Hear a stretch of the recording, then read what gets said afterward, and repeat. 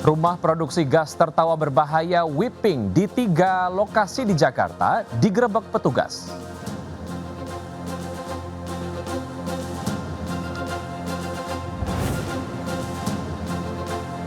Viral dijual 65 miliar rupiah Pulau Umang di Pandeglang, Banten disegel Kementerian KKP.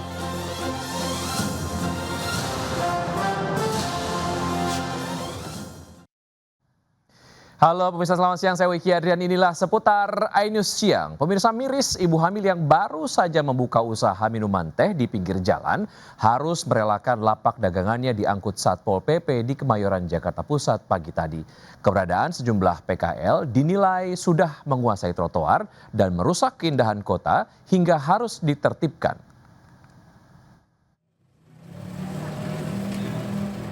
Seorang ibu hamil penjual minuman teh ini tak berkutik saat Satpol PP datang dan merazia lapak dagangannya di Jalan Garuda Kemayoran, Jakarta Pusat. Sang ibu yang baru saja membuka usahanya hanya bisa melihat lapaknya digulung paksa hingga diangkut ke atas truk petugas. Sementara itu, seorang nenek yang juga berdagang di sekitar lokasi juga tak luput dari razia hingga diberikan surat teguran berupa peringatan kartu kuning agar tidak lagi berjualan di tempat-tempat terlarang. Sebelumnya seorang pedagang bebek juga tak berkutik saat gerobak dagangannya diangkut paksa. Pedagang yang baru saja membuka jualannya ini pun harus kembali membenahi barang dagangannya karena disita. Selain menyasar PKL, petugas juga menindak lapak bengkel motor di atas trotoar serta melakukan pengebosan kendaraan yang kedapatan parkir sembarangan. Keberadaan gerobak ini memang mengganggu pejalan kaki khususnya di Jalan Garuda yang berada di trotoar, sehingga harus kita amankan untuk nanti kita lakukan sidang tindak pidana ringan. Sementara di kawasan Cengkareng, Jakarta Barat, Satpol PP mengamankan 2 orang paogah yang tengah mengatur jalan di sejumlah titik rawan. Sempat terjadi perlawanan, namun karena banyaknya petugas berpakaian preman, paogah pun tak berdaya saat diamankan. Sejumlah paogah yang berada di pinggir jalan melarikan diri karena mengetahui keberadaan petugas. Kedua PMKS ini pun lalu dibawa ke panti sosial untuk dilakukan pembinaan. Dari Jakarta, tim liputan iNews melaporkan. Pemirsa, kebakaran di Jakarta tidak ada henti-hentinya. 5 rumah warga di permukiman padat ludes dilalap api di Jalan Bakti, Pulau Gebang, Cakung, Jakarta Timur. Sementara kebakaran yang dipicu korsleting listrik juga melalap tempat pencucian motor di Pademangan, Jakarta Utara.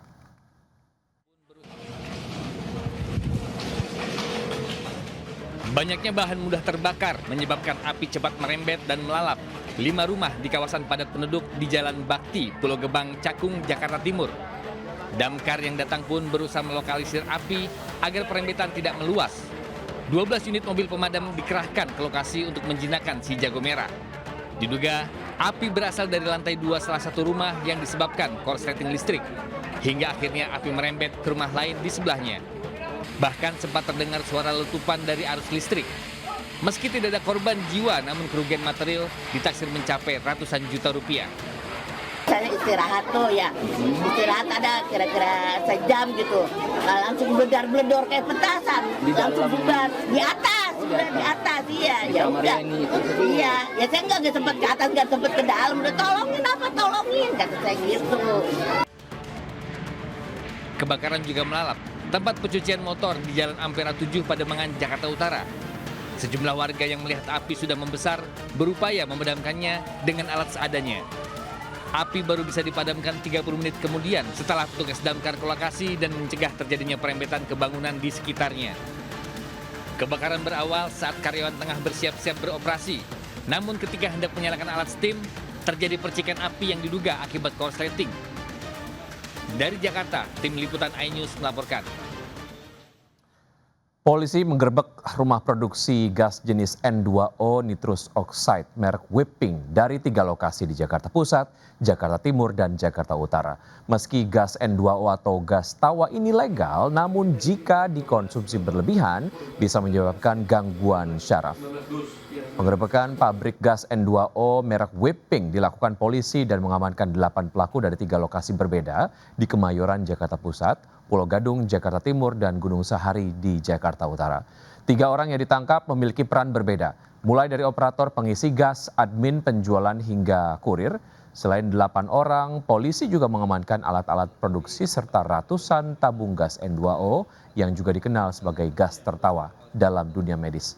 Meski legal, namun gas ini sering disalahgunakan dan jika sering digunakan akan berdampak pada gangguan syaraf hingga kekurangan oksigen.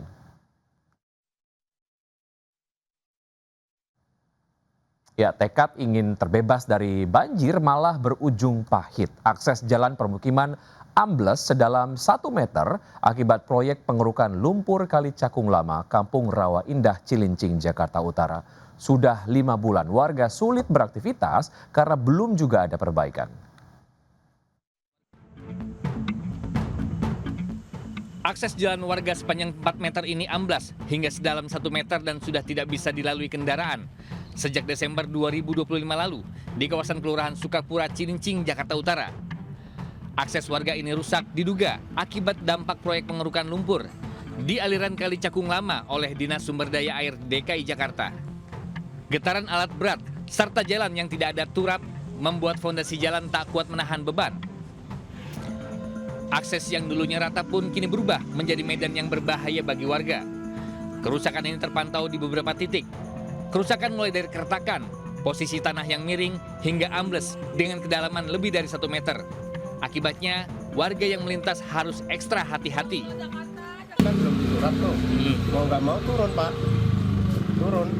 Kecuali dicurap dulu, baru diambil lumpurnya, kemungkinan kecil untuk ambles itu kemungkinan kecil. Artinya pondasi jalanan ini sama sungai harusnya di gimana Pak? Di pondasi dicurap. Warga berharap kerusakan ini bisa segera diperbaiki karena selama 4 bulan lebih kondisi tidak ada perbaikan sama sekali. Dari Jakarta, Sofyan Firdaus, iNews melaporkan. Pemirsa, harga kedelai impor terus meroket, mulai berdampak serius terhadap industri rumahan tahu tempe. Di Subang, Jawa Barat, perajin tahu mulai merumahkan karyawan mereka untuk menekan biaya produksi dan agar usaha tetap bisa berjalan. Harga kedelai impor makin mencekik industri tahu di Kecamatan Ciasem, Subang, Jawa Barat. Harga kedelai impor kini menembus Rp12.000 per kilo dari harga normal Rp9.000 per kilo. Akibatnya, produksi tahu pun merosot dari biasanya mengolah 50 kilo kedelai menjadi hanya 20 kg saja. Berbagai cara dilakukan produsen tahu demi bisa bertahan, beberapa memilih tidak menaikkan harga atau memperkecil ukuran tahu, tapi menaikkan biaya produksi dengan mengurangi karyawan. Karyawan juga ini yang tadinya ada 2 sekarang tinggal 1, yang satunya suruh libur dulu lah gitu. Biasanya ada kelompoknya, kalau orang naik baru kita taikin. Kalau mau naik tuh nggak bisa sendiri-sendiri. Selain harga kedelai, industri rumahan juga dipusingkan dengan harga plastik yang melonjak tajam. Padahal plastik kemasan merupakan salah satu bahan pendukung utama industri tahu. Dari Subang, Jawa Barat, Yudi Heriawan, iNews melaporkan. Ya, harga kedelai dan plastik meroket juga berdampak kepada usaha keripik tempe. Ada Naura Syafika di Kampung Tempe Kebayoran, Jakarta Selatan. Selamat siang Naura, bagaimana nasib usaha keripik tempe di sana Naura?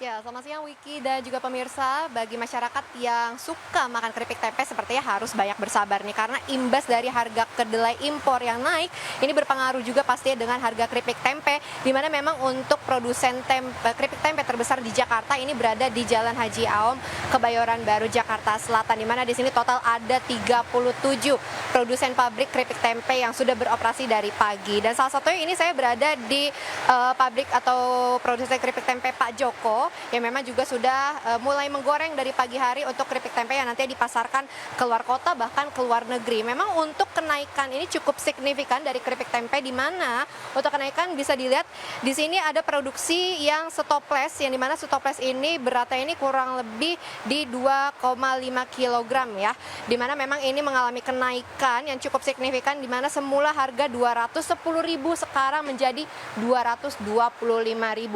Tidak hanya dari yang stopless single press, tapi ada juga yang 500 gram. Ini menjadi 35.000 di mana semulanya 30.000. Dan untuk mengetahui kendala apa saja juga yang dirasakan dari produsen keripik tempe, saya saat ini sudah bersama dengan Pak Joko. Ini merupakan atau salah satu dari produsen keripik tempe yang ada di Jalan Haji Aom, Kampung Tempe, Jakarta Selatan. Selamat siang, Bapak. Selamat siang, Mbak Naura. Pak Joko, mungkin boleh dijelaskan terlebih dahulu, ini kenaikan keripik tempe sekarang di harga berapa sih, Pak? Saat ini keripik tempe harga 75.000 per kilogram, yang semula yaitu 60 sampai 65. Karena mengingat bahan bakunya kedelainya itu sekarang harganya Rp1.120.000, yang semula itu Rp930.000 per kintal. Jadi bukan hanya kedelai saja yang mahal, tapi kita bahan yang lain, artinya plastik, minyak ya. Plastik yang semula itu harganya Rp33.000, sekarang mencapai Rp56.000 ya. Jadi naiknya itu sampai Rp24.000 per kilo. Itu baru plastiknya, belum yang lain seperti kayak minyak ya kan. Udah jelas kedelainya yang semula Rp930.000 sekarang Rp1.120.000, berarti naiknya Rp190.000 per kintal. Jadi sekali lagi kami mohon sebagai pelaku UMKM pengrajin keripik tempe yang ada di Radio Dalam, tepatnya itu di Jalan Haji Aom, RT 1 RW 8, Kelurahan Keramat Pela, Kebayoran Baru, Jakarta Selatan. Sekali lagi kami mohon kepada Bapak pemerintah untuk artinya jangan sampai kenaikan kedelai ini berlarut-larut. Jadi kami mewakili pengrajin tempe, khususnya untuk wilayah DKI, Jabodetabek, ya bukan hanya pengrajin tempe saja, tapi pengrajin tahu juga kena dampaknya ya. Karena apa? Karena dengan bahan yang sama. Ya, kalau berlarut-larut naik seperti ini, untuk kedepannya sudah pasti kita terancam apa ya? Terancam artinya bikinnya dikurangin, kita juga pasti mengurangin karyawan kan gitu. Jadi sekali lagi kami mohon bantuannya Bapak Menteri, baik Menteri Koperasi maupun Menteri Perdagangan. Untuk kedepannya kami selaku UMKM mohon dibantu sepenuhnya. Terima kasih Ibu Mbak Naura. Baik Pak Joko, terima kasih banyak atas waktunya ya. Memang ini pastinya meresahkan sekali baik bagi produsen dan juga bagi masyarakat yang suka membeli tempe murni ataupun juga keripik tempe. Wiki kembali ke studio. Baik Naura, terima kasih atas informasi yang Anda sudah sampaikan. Selamat bertugas kembali.